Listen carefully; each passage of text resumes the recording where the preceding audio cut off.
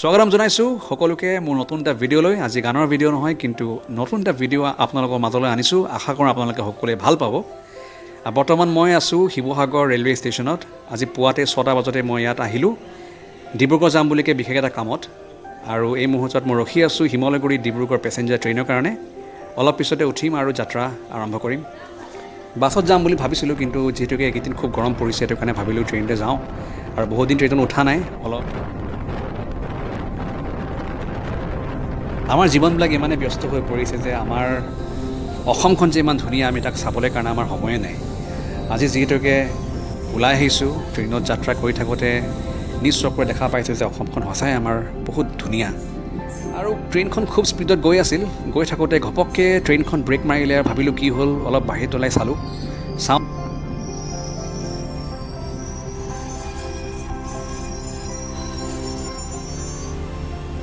আৰু এনেকৈ গৈ থাকোঁতে অলপ সময়ৰ পিছতে আমি পালোঁগৈ ডিব্ৰুগড় ৰেলৱে ষ্টেচন। এইটো বাণীপুৰ ষ্টেচন হয়, যিটো এতিয়া বৰ্তমান ডিব্ৰুগড় ষ্টেচন বুলি কোৱা হয়। ট্ৰেইনৰ পৰা নামিয়ে মই অ'টত উঠিলোঁ। অ'টত উঠি বৰ্তমান ৰেলৱে ক্ৰছিং এটাত ৰখিবলগীয়া হ'ল। তাত ৰাজধানী ট্ৰেইনখন পাৰ হৈছে বৰ্তমান।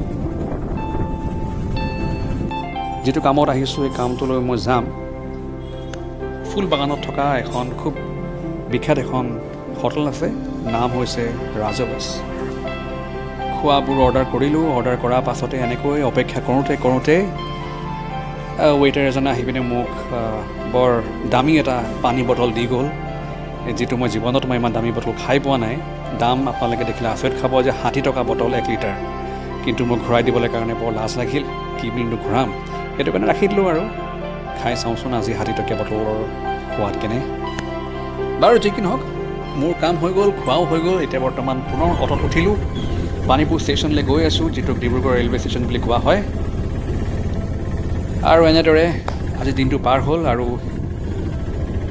মই নাগালেণ্ড এক্সপ্ৰেছত বৰ্তমান উঠিলোঁ। এতিয়া পুনৰ যাত্ৰা আৰম্ভ কৰিম শিৱসাগৰলৈ, নিজৰ ঘৰলৈ।